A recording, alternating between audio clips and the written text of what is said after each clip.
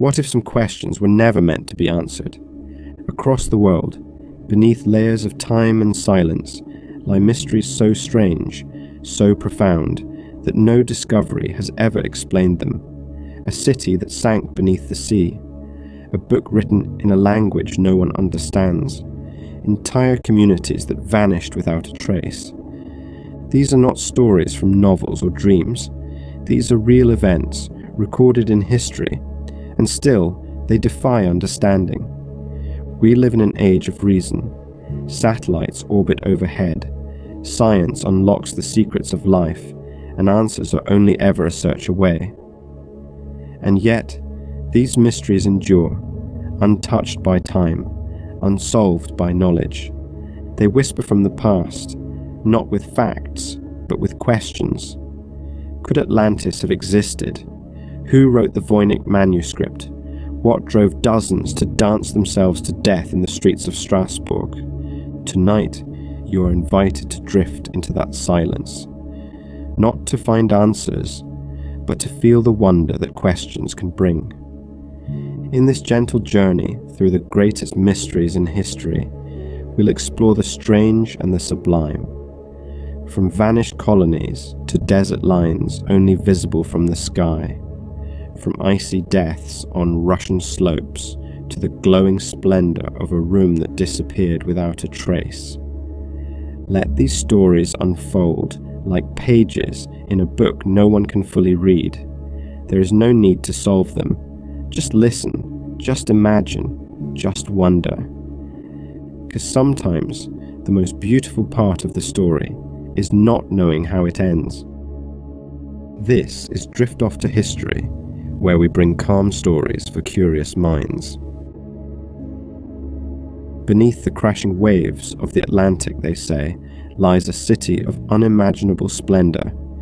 Its towers gleamed with gold and orichalcum. Its streets were wide and ordered, and its people lived in harmony with nature and one another. This was Atlantis, a realm of power, wisdom, and mystery.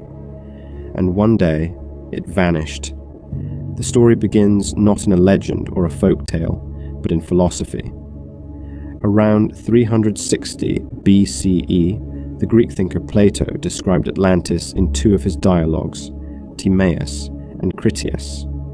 He spoke of an advanced civilization that had existed 9,000 years before his own time.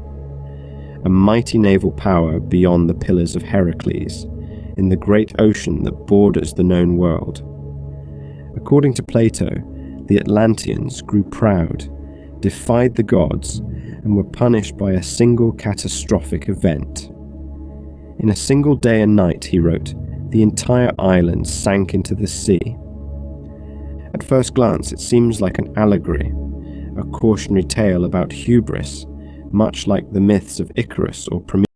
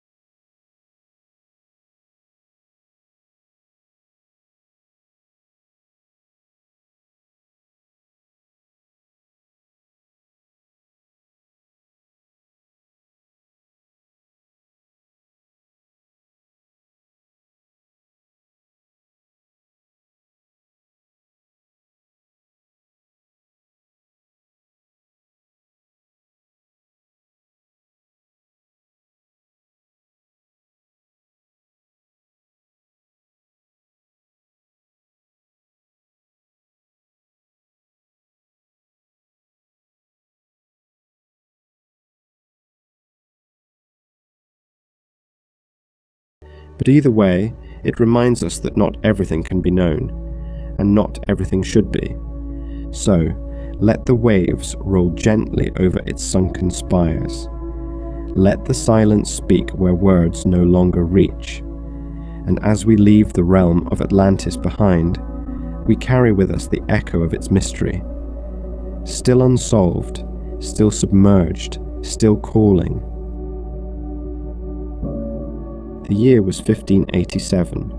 Across the vast Atlantic Ocean, a small group of English settlers arrived on the shores of Roanoke Island, off the coast of what is now North Carolina. They came with hope, with ambition, and with dreams of building a new life in an untamed land. It was the first attempt at a permanent English settlement in the New World. But when help finally returned 3 years later, the colony was gone.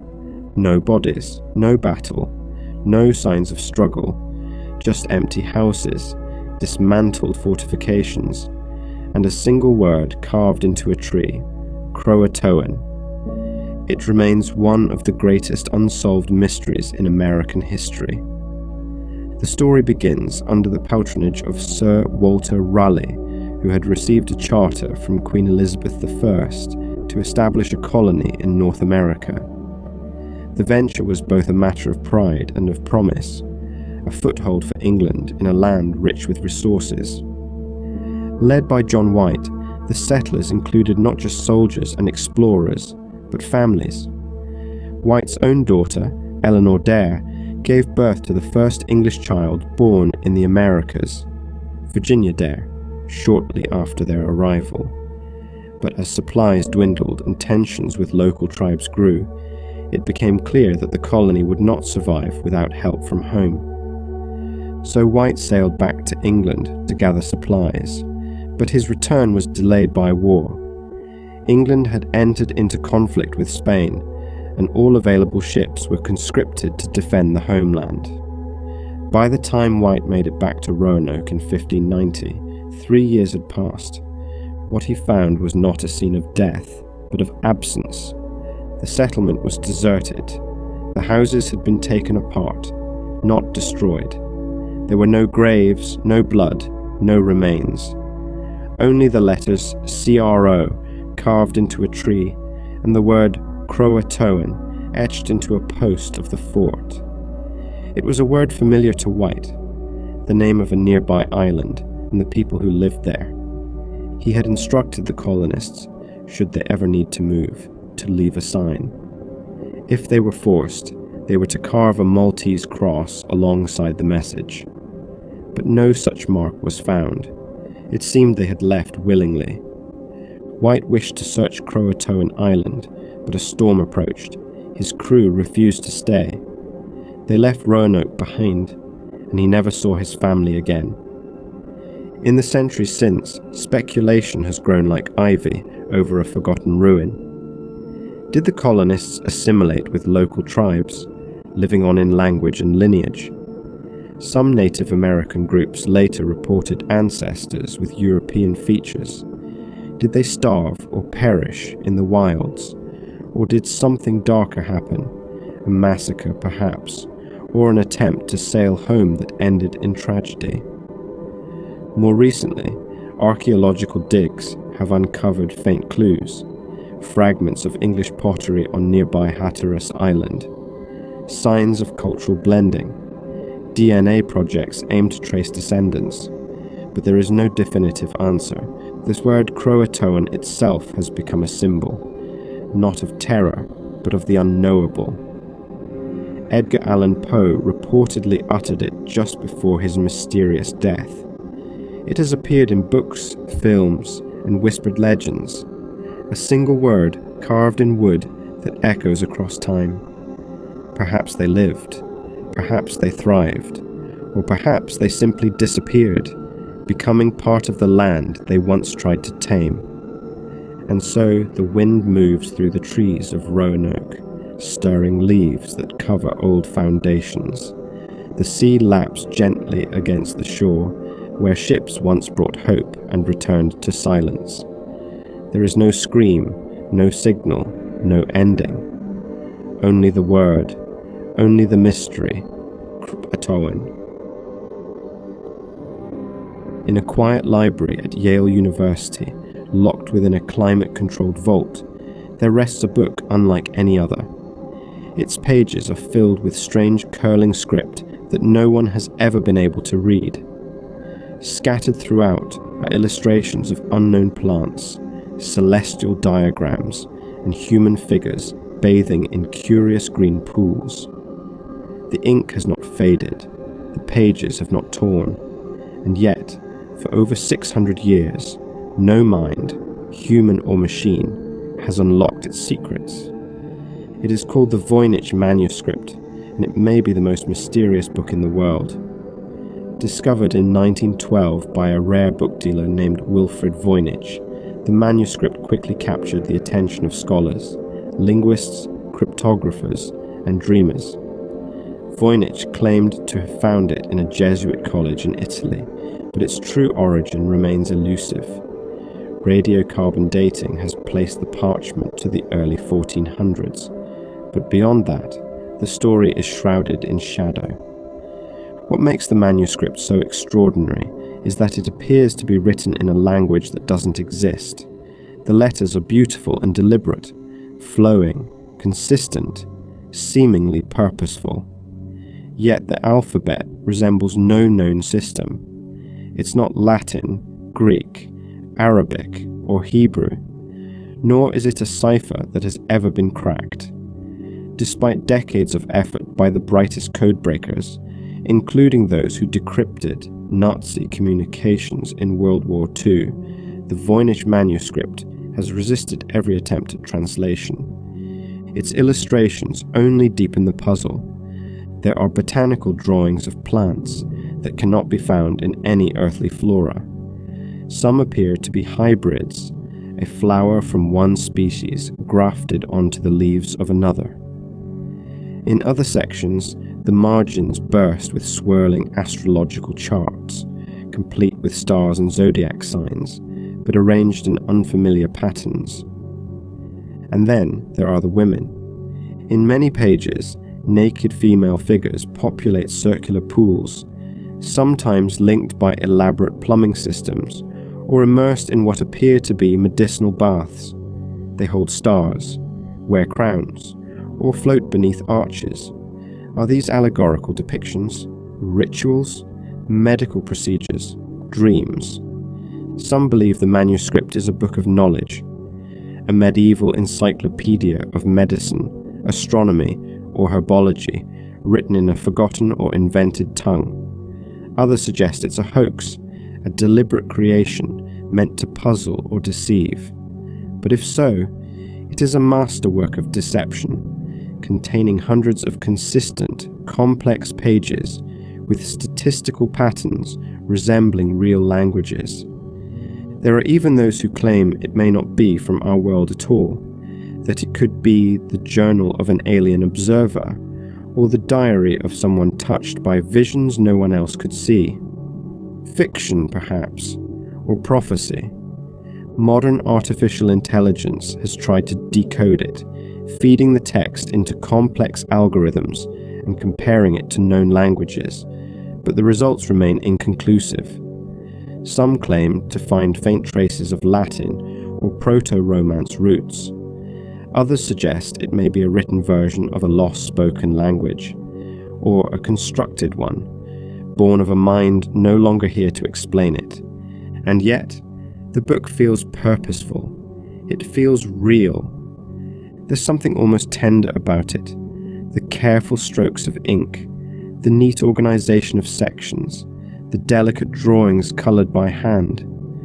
Whoever created it, whether sage or charlatan, cared deeply about this strange little volume. It was not tossed together in haste. It was crafted with devotion. The Voynich manuscript sits today in the Beinecker Rare Book Library, watched over by curators and studied by hopeful minds from around the world. Anyone may request a scan of its pages. Anyone may try to crack its code.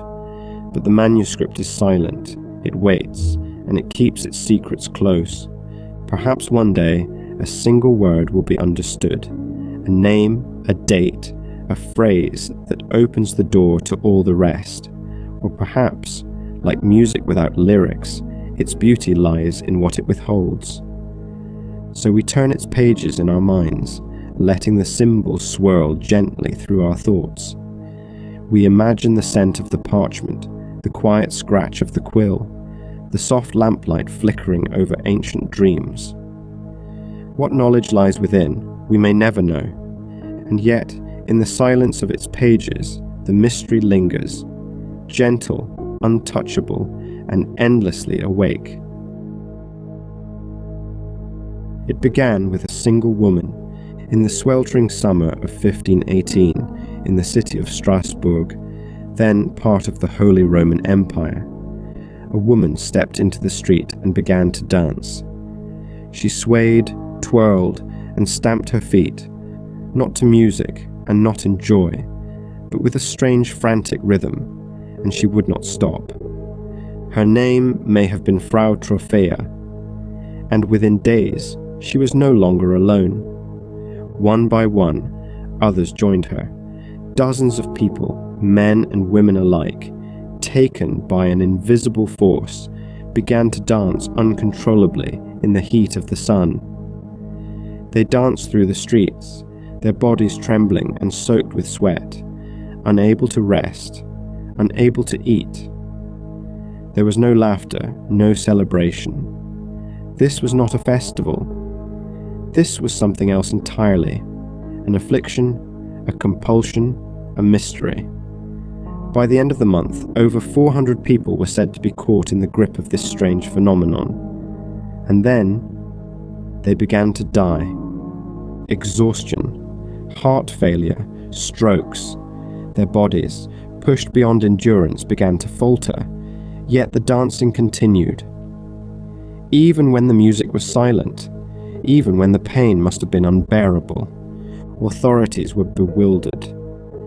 At first, they believed the only solution was to let it play itself out. Musicians were hired to accompany the dancers, and a stage was built to give them space.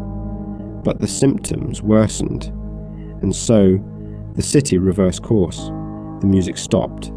The dancers were gathered and taken to a shrine high in the Vosges Mountains, a place of spiritual healing. There, some recovered. Others were never seen again. What could have caused such a bizarre and tragic event? Some modern scholars suggest mass psychogenic illness, a kind of collective hysteria brought on by extreme stress. Strasbourg at the time was gripped by hardship. Famine, disease, and deep spiritual anxiety weighed heavily on its people. In such conditions, minds can fracture in unison, creating shared delusions or unconscious behaviors. The dancing plague, they argue, was not a physical illness, but a psychological release, a cry for help that spread like wildfire. Others point to ergot poisoning, caused by a toxic mold that can grow on rye. Consuming infected grain can induce hallucinations, seizures, and convulsions, similar to the symptoms of the afflicted dancers. It's a chilling possibility that a simple fungus, born of damp and decay, could have stirred a whole city into chaos. Then there are those who see something deeper, something spiritual, or even supernatural. Some believe the dancing plague was a form of religious ecstasy, an involuntary pilgrimage of the body. The people of Strasbourg lived in a world where saints, miracles, and curses were very real. Could they have been caught in a trance-like state driven by faith or fear? Or was it something darker, a possession, a curse, a punishment for hidden sins? Whatever the cause, the dancing plague eventually passed. The music stopped, the streets grew still, and the city moved on, as cities must. But the questions remain, lingering like the echo of distant drums. No other incident in history matches the scale and persistence of Strasbourg's dancing outbreak.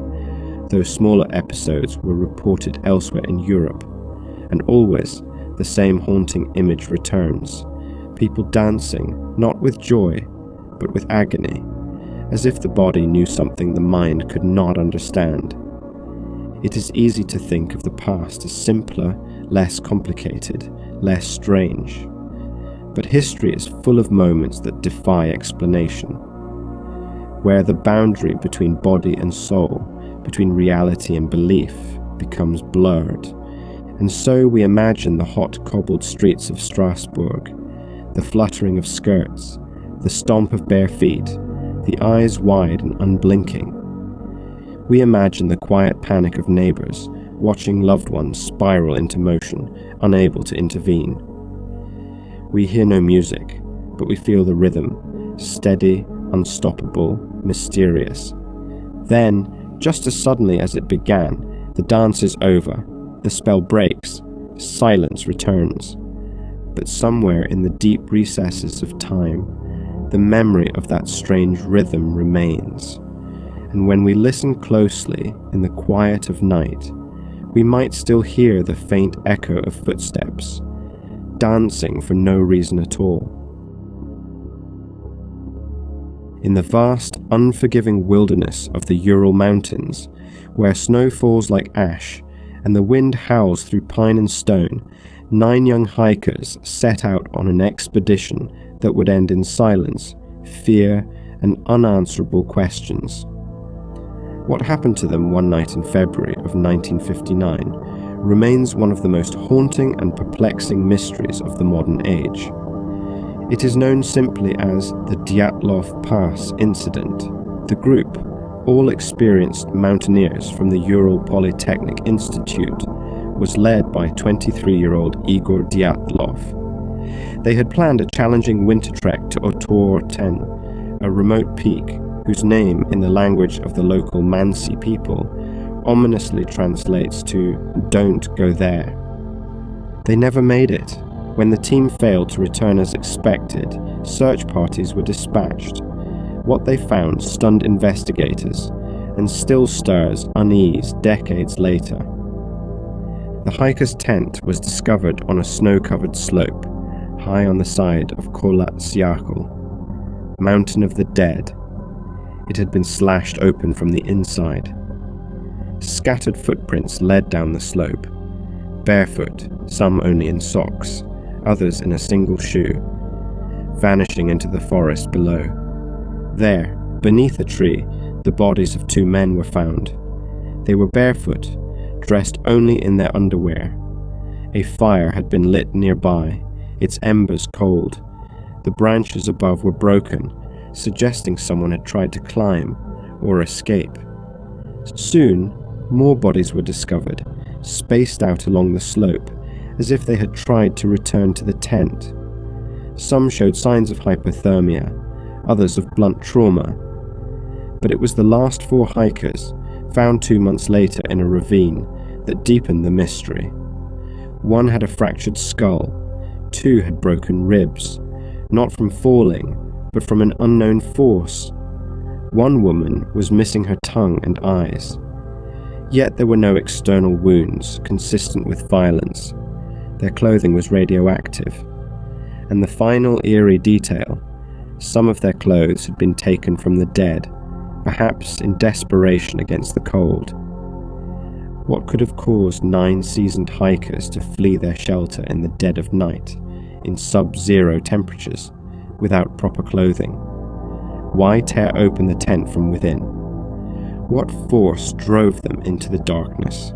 Speculation has swirled ever since. One theory suggests a sudden avalanche, that the group, hearing rumbling snow, panicked and fled, but the slope was shallow and no clear evidence of an avalanche was found.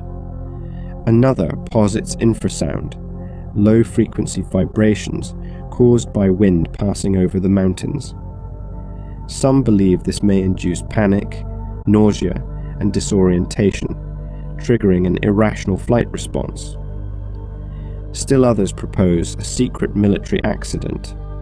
The region was used for weapons testing, and some suggest the hikers witnessed something they were not meant to see. The radioactive clothing, the trauma, the hurried evacuation, all might hint at a classified disaster. There are stranger theories too. UFOs, Yeti, paranormal forces. Some believe the hikers encountered something otherworldly, something beyond human understanding. These ideas are often dismissed, yet they persist, as mysteries do, when no clear answers are offered. In 2019, Russian authorities reopened the investigation. The official conclusion: an avalanche triggered by a rare slab shift. But many remain unconvinced. The physics of such an event, they argue, don't align with the scene, and so the questions remain, frozen like the mountain itself. We imagine the cold air stinging their faces, the sky a curtain of stars above the snow. We picture them inside the tent, a sudden sound, a moment of fear, a decision to flee that none would survive. Were they hunted? Were they terrified? Or was it the cold itself that confused and unmade them? In the decades since, Dyatlov Pass has become a place of pilgrimage, not just for hikers, but for seekers of truth. A memorial stone bears their names. Flowers are laid in the snow, and at night the wind still whispers through the trees, across the pass, and over the graves of 9 lives lost to something we cannot explain. Whatever happened on that icy slope, it left no survivors, only footprints, broken bodies, and a silence that has never been broken. In the gaslit alleys of Victorian London, where the fog curled low and footsteps echoed like whispers, a phantom stalked the night. He killed with precision, vanished without trace, and signed his letters, if they were truly his, with a name that would never be forgotten: Jack the Ripper. To this day, he remains one of the most infamous and elusive figures in criminal history. A killer whose true identity has never been proven, and whose story continues to stir both fascination and unease more than a century later. It began in the late summer of 1888 in the Whitechapel district of London, a place of poverty, overcrowding, and despair. The victims were women, all of them vulnerable, many of them living on the margins of society. The murders were brutal, methodical, and unlike anything the police had seen before. Mary Ann Nichols, Annie Chapman, Elizabeth Stride, Catherine Eddowes, Mary Jane Kelly. Their names are known, their stories tragic, but the man who took their lives, he remains a ghost. He struck swiftly and silently, often in the small hours before dawn. His crimes were marked by gruesome mutilations, and in some cases, surgical precision, fueling theories that he may have been a doctor or butcher. The final victim, Mary Jane Kelly, was found in her own room, her body so savagely disfigured that even hardened investigators struggled to describe the scene. Panic gripped the city. Newspaper headlines blared with speculation. Crowds gathered at murder sites, desperate for answers. And then came the letters. Some were hoaxes, likely written by pranksters or opportunists. But a few stood out. One, addressed Dear Boss, signed off with a chilling nickname, Jack the Ripper. Another, known as the From Hell letter, arrived with a piece of a human kidney, possibly removed from one of the victims. Whether the letters were truly written by the killer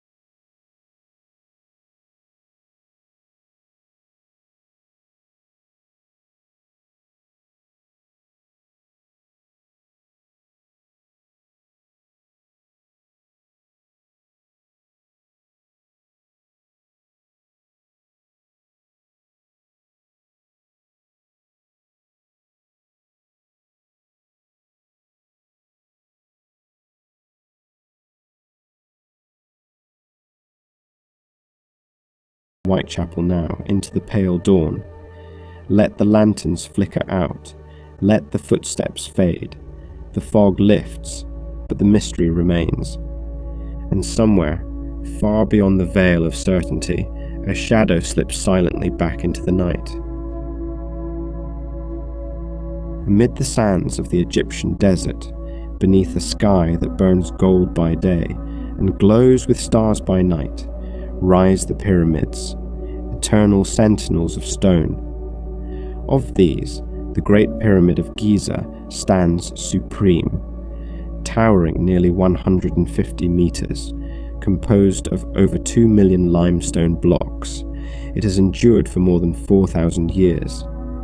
It is not just a monument. It is a riddle carved into the earth. For centuries, people have wondered, how did they build it?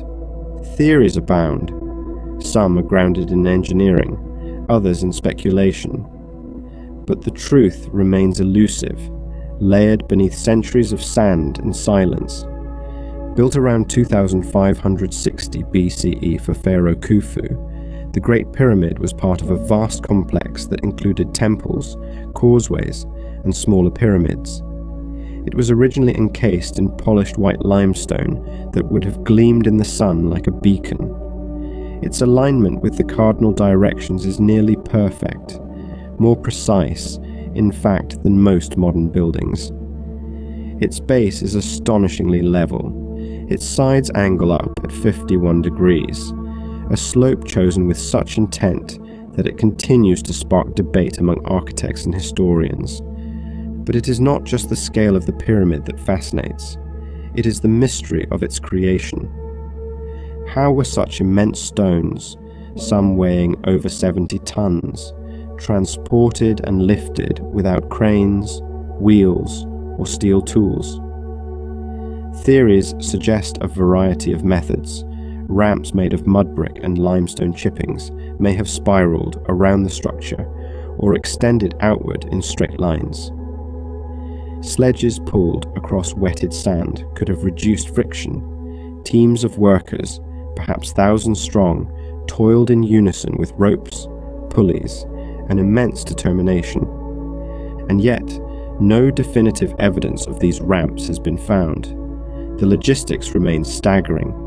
The speed of construction, estimated at about 20 years, would have required placing one block every 2 minutes of every working day. What makes it more curious is the absence of certain things. No detailed records from the time describe exactly how the pyramid was built. No blueprints have surfaced, no technical plans, only fragments of graffiti and later inscriptions.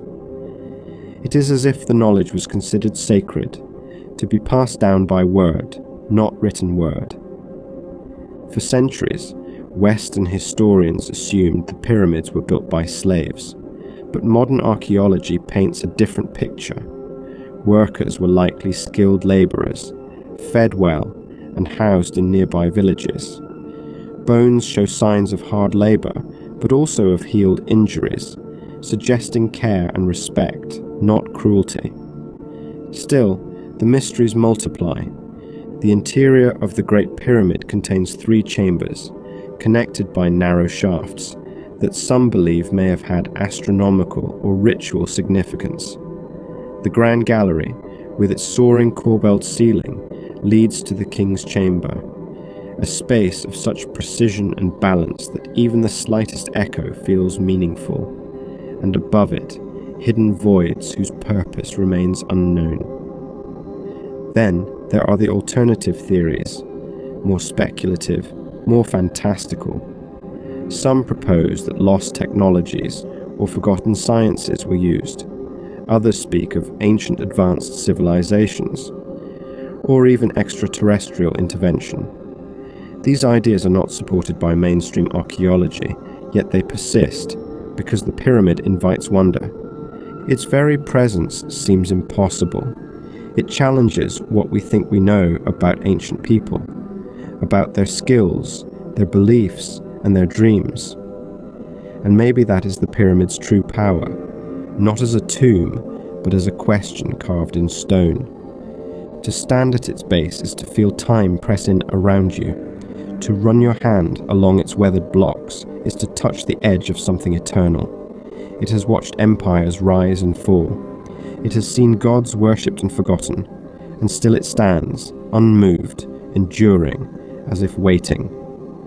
Perhaps that is why it draws us still, not just as a monument to the dead, but as a voice from the deep past, calling softly through the silence. Look what we built, look what we knew, and see how much you have yet to understand. So let the desert wind sweep gently across the stones. Let the stars wheel overhead. The pyramid remains, still silent and magnificent. Not just a tomb, but a riddle. In the arid plains of southern Peru, beneath a sky that burns bright by day and gleams with stars by night, there lies a vast and silent canvas. Across the dry, reddish earth stretch thousands of lines, curves, and geometric shapes, some so large they can only be seen in full from the sky. They are known as the Nazca Lines, etched into the desert floor more than 1,500 years ago by the ancient Nazca culture. These geoglyphs include straight lines stretching for kilometers, as well as sprawling figures: a spider, a monkey, a hummingbird, a whale, a tree, and human-like beings with strange, staring eyes. Some are abstract, some are elegant, all are enigmatic. To create these designs, the Nazca people removed the reddish pebbles that coat the desert, revealing the lighter earth beneath. The region's dry, windless climate has preserved them ever since, as if the desert itself chose to protect the message. But what is the message? Why were they made? That is the heart of the mystery. Some scholars believe the lines were part of an astronomical calendar, aligning with solstices or tracking celestial movements. Indeed, certain lines appear to point towards sunrise or sunset on key dates. Perhaps the Nazca were mapping the heavens, or seeking to communicate with them. Others see the lines as part of a religious ritual, paths walked by priests and ceremonies meant to summon rain, fertility, or favor from the gods. In a land where water was scarce and life clung to every drop, perhaps these figures were offerings, sacred symbols carved not in stone, but in silence. Another theory suggests they were linked to water sources, with lines tracing underground aquifers or connecting key ceremonial sites. Still others see them as mythological maps or pilgrimage routes, guiding the faithful across the desert towards something sacred. And then, there are the more fantastic ideas. Some believe the figures were created as messages to beings from the sky, extraterrestrials, perhaps, who would only see the shapes from above. This idea, made popular in the 20th century, is not supported by archaeology, but it has captured the public imagination. The sheer scale of the designs, some hundreds of meters wide, and the fact that they cannot be properly seen from the ground, seems to whisper of something beyond everyday understanding. Yet no advanced tools were used, no flying machines, no lasers, just hands, eyes, ropes, and stakes, and a deep, patient vision of the land. Perhaps what is most moving about the Nazca Lines is that they were made by people who never saw them in their entirety. They could only walk them, mark them, trace their outlines. They created something vast and beautiful, not for their own eyes, but for the sky, or the gods, or for a future they would never know. And maybe that is the point. To stand near them is to feel the immensity of time. The desert is quiet, but not empty. It holds stories beneath its surface, drawn by hands long turned to dust, speaking in a language of shape and silence. We may never know what the Nazca were trying to say, but in the stillness of the plain As the wind moves gently over the lines, we feel something ancient stirring, a message not to be read, but to be felt. Let the shapes remain, let the mystery endure. In the quiet countryside of medieval England, in a village nestled among the green fields and hedgerows of Suffolk, a most unusual tale began to circulate. It was the 12th century, and Woolpit was a simple place, named, as legend has it, for the deep pits dug to trap wolves. But it is remembered today not for wolves, but for two strange visitors who, one day, appeared from nowhere.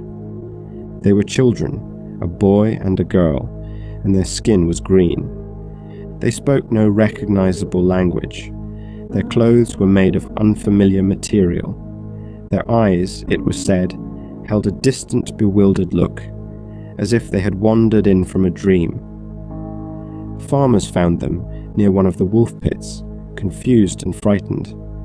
Taken in by a local landowner, Sir Richard de Calne, the children refused all food for days, surviving only on raw green beans. Slowly, their health returned. Over time, their skin lost its greenish hue, and the boy having died soon after, began to learn English. And then she began to speak. She said they came from a place called Saint Martin's Land, where everything was green, the people, the animals, even the sky. They had lived in perpetual twilight.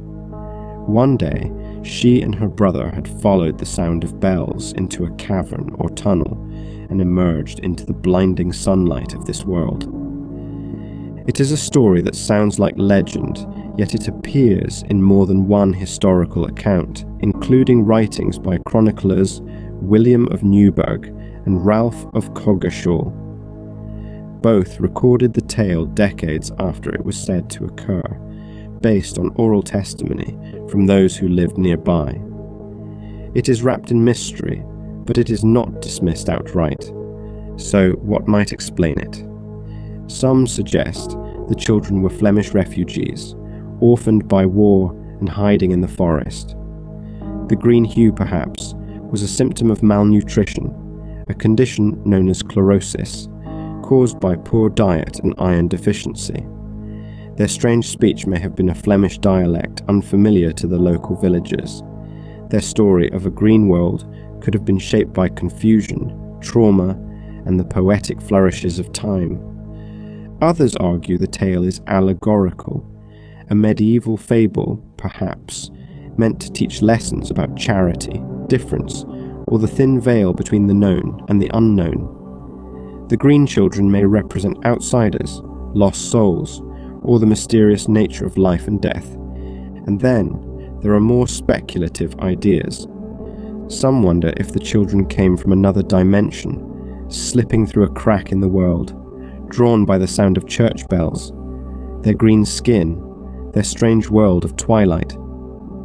It paints a picture not of illness, but of otherness, a fleeting crossing between realms. Or perhaps they were elemental beings, part of ancient English folklore, children of the earth, lost in the human world, fading slowly into myth. The girl, according to legend, grew up and lived a normal life. She was baptized, learned the ways of her new home, and eventually married a man from King's Lynn. But one wonders what memories stayed with her, what dreams she carried of a land where the sky never knew the sun. The fields of Woolpit are quiet now. Sheep graze where the children once wandered. The pits have long since filled in, and the village rests beneath the rolling clouds of time. But the tale remains, not in stone or scripture, but in the hush of old stories, in the green of the leaves, in the soft footfalls of a child lost and found, a story without certainty, a riddle without an answer. And in that mystery, something tender survives, a glimpse, perhaps, of how vast and strange this world, and all its possible others, might truly be. Imagine a room where the walls shimmer like honey under candlelight, where gold and mirrors reflect an amber glow so rich and deep it seems almost alive, where every inch is carved with the delicate artistry of a bygone era. This was the Amber Room, a chamber so breathtaking, so opulent, that it was once hailed as the eighth wonder of the world. And then it vanished. The Amber Room was originally crafted in the early 18th century by German artisans in Prussia, using over 6 tons of the fossilized resin known as amber, interlaced with gold leaf and mirrors. Its panels, warm and translucent, were intricately carved and assembled with exquisite precision. In 1716, it was gifted by the King of Prussia to Peter the Great of Russia, a gesture of diplomacy and friendship.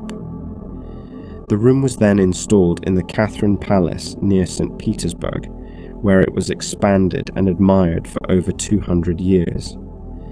Visitors who stepped inside described it not as a room, but as an experience, glowing with the golden light of ages, rich with symbolism and splendor. It was not just a symbol of wealth, but of cultural pride, a masterpiece of craftsmanship and history. And then came World War II. In 1941, as Nazi forces invaded the Soviet Union, curators at the Catherine Palace tried to dismantle and hide the Amber Room. But the fragile panels proved too delicate to move quickly. With little time, they were left behind, covered hastily with wallpaper in the hope of disguising them. It didn't work. German soldiers found the room, dismantled it piece by piece, and transported it to Königsberg, now Kaliningrad, where it was reassembled in the city's castle museum. There, it was put on display, briefly, before being hidden again as the tides of war turned. Then, it was gone. When Soviet forces captured Königsberg in 1945, the Amber Room had vanished. The castle was damaged by bombing, then later demolished by the Soviets. No trace of the panels was ever officially found. The glowing walls of amber, once admired by kings and tsars, had melted into legend. What happened? Some believe the room was destroyed during the Allied bombing of Königsberg, burned to ash, lost forever. Others suggest it was packed into crates and hidden in underground bunkers, mine shafts, or aboard ships sunk in the Baltic Sea. There have been rumors, fleeting sightings, whispered hints, even false panels and forgeries, but no confirmed discovery. Expeditions have searched lakes, tunnels, and ruins. In the 1990s, a single mosaic panel, believed to be part of the original Amber Room, surfaced in Germany. It now rests in the Catherine Palace, a glowing fragment of what once was. Still, the rest of the room has never been found. In the early 2000s, Russia completed a full reconstruction of the Amber Room based on original designs and photographs. It stands today in the Catherine Palace once more, a breathtaking replica, painstakingly built by modern craftsmen over decades. But the original remains a ghost, lingering in the shadows of history. It is a mystery with no clear answer. Perhaps it lies beneath the earth, preserved in silence. Perhaps it is scattered, its pieces hidden in private collections or buried in sunken ships. Or perhaps it was consumed by fire, never to be seen again. But when we think of it, we do not see ruins. We see that glow, warm, golden, endless. A room not made of stone or wood, but of light itself. And maybe that is the beauty of it, that something so radiant could vanish without a trace, like the last flicker of flame in a room gone dark. The further back we look, the more the world begins to blur, not into darkness, but into dream. The faces become shadows, the voices echoes, and in that quiet distance, mystery takes root like wild ivy, curling through time, refusing to be pinned down or swept away. We have wandered through forgotten cities and stared at stars etched into stone. We have listened to the strange silence of a vanished colony, puzzled over an unbreakable book, and watched as dancers moved to a music no one else could hear. We've stood beside icy tents, golden pyramids, and carved lines that stretch into the sky. And in each tale, one thread remains constant. We do not know. There is a quiet power in that.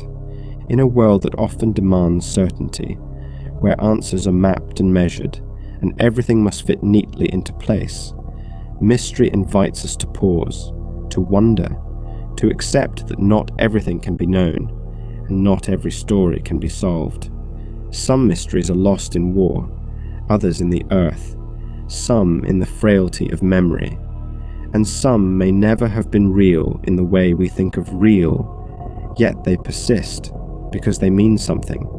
They ask us to imagine, they ask us to feel, they offer us a mirror, not of facts, but of human longing. To be human is to seek, and to seek is to live not just with what we know, but with what lies just beyond knowing. Perhaps the Green Children never came from another world. Perhaps the Voynich manuscript is a clever hoax. Perhaps Atlantis is just a fable, and the pyramids were built by calloused hands and sheer determination alone. But still we wonder. And in that wondering, something soft and sacred awakens. A curiosity, a reverence, a kind of peace. Tonight, as the light fades and your eyes grow heavy, let these mysteries drift gently through your thoughts like falling leaves. Let them settle where they may, not as puzzles to solve, but as stories to hold, fragile, incomplete, beautiful. Because in the end, it is not always the answer that matters most. It is the question.